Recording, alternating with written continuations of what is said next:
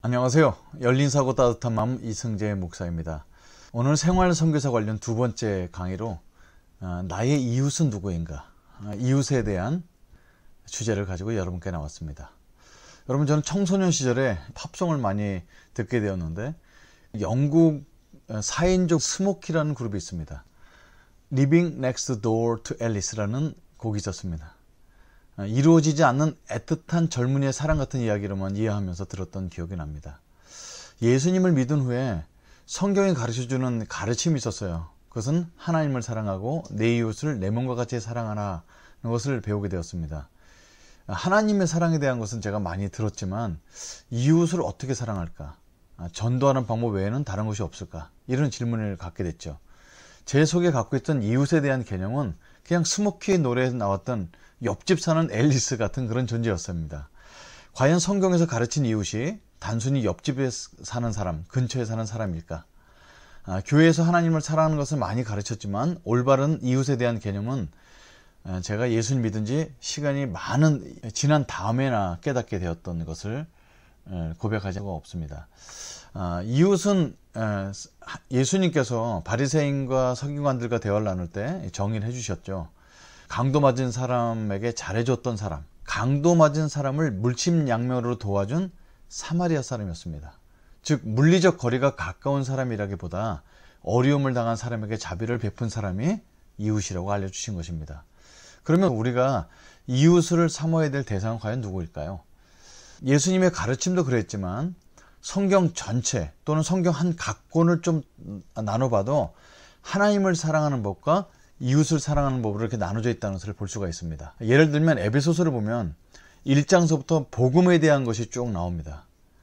복음이 어떤 것인지 정말 로마서보다 더 뚜렷하게 복음을 잘 설명해 놓은 것이 에베소서 1장과 2장의 중반 부분이 되지 않을까 이런 생각 가져보는데, 쭉 하나님에 대한 사랑, 복음에 대한 것이 쭉 나오다가 5장의 클라이막스를 갖습니다. 술 취하지 말라, 이는 방탕한 것이니 오직 성령 충만 받으라.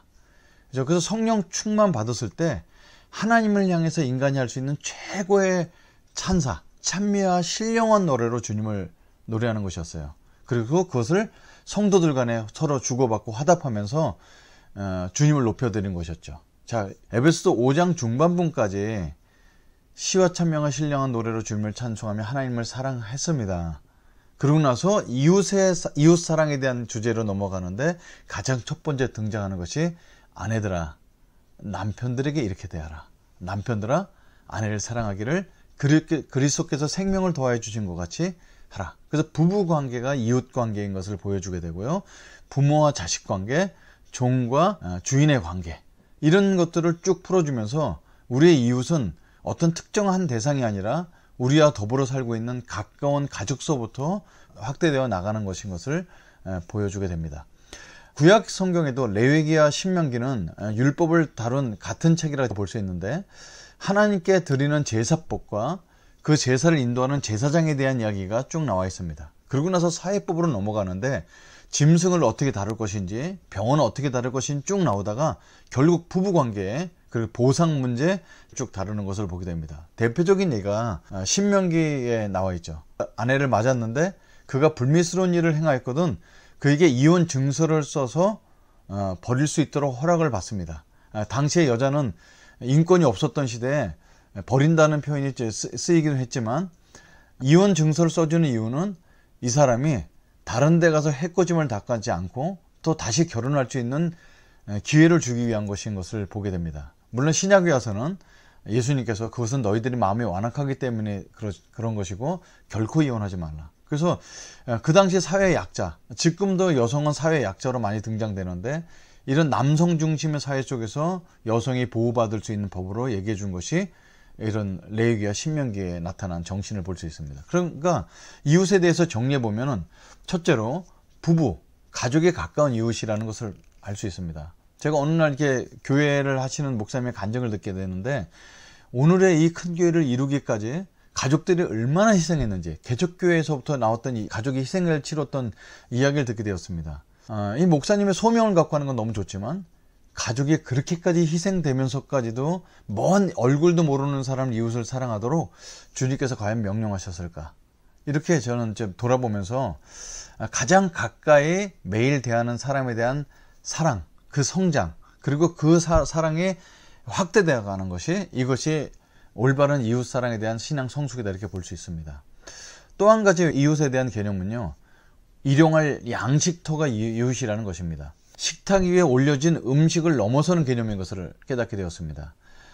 그 음식이 올려지기 전까지 거쳐온 모든 과정, 즉 농부의 수고, 땅과 기후, 유통 과정, 인프라, 나의 직장, 그리고 급여를 받을 수 있는 모든 시스템과 그것을 결제할 수 있는 시스템 등등이 다 갖춰져야 식탁에 김치 한 조각이라도 올라올 수 있다는 사실입니다.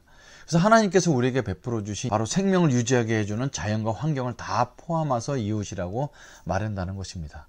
그래서 이웃에게 베푸는 최고의 사랑을 전도라고 배웠죠. 엄연한 사실입니다. 한 영혼이 구원을 받아서 사망에서 생명으로 옮김을 받고, 그리고 영원한 생명을 갖고서 주님과 더불어 사는 것이 얼마나 이웃에게 줄 수 있는 큰 선물일까요? 근데 그것만을 너무 많이 강조해서 그것만을 이웃사랑이라고 표현한다는 것은 많은 부분을 놓치고 있다는 사실입니다.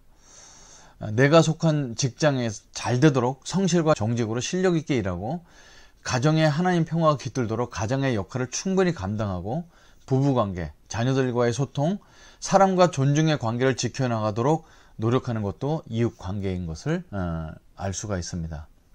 이 사랑이 확장이 되어서 멀리에 깨끗한 물을 마시지 못하는 아프리카의 이름 모를 확장이 된다면 얼마나 아름답겠습니까? 그리고 이 대한민국 땅에 지금 인류 국가로 발돋움치고 있지만 아직도 억눌리거나 힘이 없어서 고통을 받고 있는 사람들을 얼굴도 모르고 이름도 모르지만 이 마음의 긍휼함을 베풀고 통하고 이런 것을 공이라고 하는데, 이렇게 베풀 수 있다면 이웃사랑이 확장돼서 잘 성숙된다, 이렇게 볼 수 있겠습니다. 그래서 계속해서 우리가 보고 있는 생활 선교사는 이런 이웃의 개념을 가지고 내 자신과 가족과 옆집 실제적인 이웃과 교우와 일터, 삶의 터를 바라보는 사람이 생활 선교사가 되겠습니다. 하나님은 우리를 통해서 세상을 다스리시고 일하십니다. 하나님께서 우리에게 선물해 주신 이웃을 그리스도 이름으로 섬기며 살아가는 저와 여러분이 되기를 간절히 축원합니다. 샬롬.